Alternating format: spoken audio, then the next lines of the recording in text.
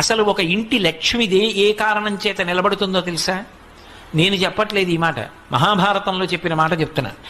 లక్ష్మీదేవి ఏ ఇంట స్థిర నివాసం ఉంటుంది అంటే, ఏ భార్య భర్త కీచులు అడుకోరో, అస్తమానం నింద చేసుకోరో.